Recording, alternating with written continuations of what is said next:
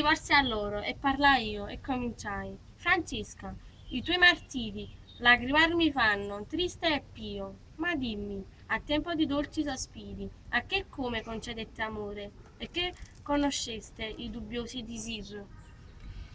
È il quinto canto dell'inferno. Praticamente Dante incontra Paolo e Francesca e chiede lì loro cosa stessero facendo e Francesca Coppaman gli risponde raccontando la sua storia.